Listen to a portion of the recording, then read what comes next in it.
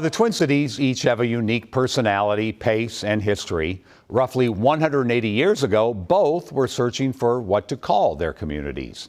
How did Minneapolis and St. Paul get their names? Good question. Here's WCCOs Jeff Wagner.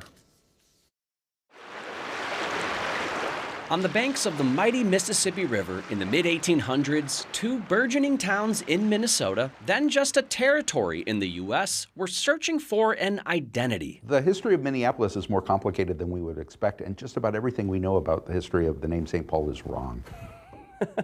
Well, I'm glad we're talking to you to get everything verified now. Bill Convery is the Director of Research at the Minnesota Historical Society. Were there other suggested names besides Minneapolis? Right, when what became Minneapolis was founded, there was no consensus on what to call it. One idea was All Saints, essentially to sound better than St. Paul or St. Anthony. And the other? The Hennepin County Commissioners officially named the community Albion. How do you spell that? A-L-B-I-O-N. Albion. Yeah, Albion is a name, the old name for England, and the idea was it was in honor of the settlers in the area from New England. Is there a certain person or group that's credited with creating Minneapolis? Yeah, there's a school teacher named Charles Hoag and a newspaper editor named George Bowman, and they jointly share credit for coming up with this hybrid name of Minneapolis. The first part of the name comes from Minnehaha, the Dakota word for waterfall. The second part, polis, is the Greek word for city. The teacher wrote a letter to the newspaper editor suggesting this name,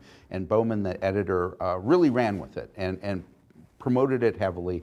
And as a result, people ignored the name of Albion and really drifted towards this new name of Minneapolis. St. Paul's name origin is more straightforward outside of the myth attached to it. And that story goes that there was a decrepit old fur trader named Pierre Parent. Nicknamed Pig's Eye for being blind in one eye, legend has it that Parent, a popular pub owner, lent his nickname to the area as people settled nearby. The truth is Pig's Eye and St. Paul were two entirely different communities. In the early 1840s, a Catholic priest named Lucien Gautier built the area's first chapel and established its parish, naming it St. Paul, which earned the respect of settlers. It was a name that was very compelling for the French and the Irish Catholic immigrants who very quickly populated St. Paul in the 1850s, so they embraced that name. St. Paul's name became official in 1841, Minneapolis in 1852.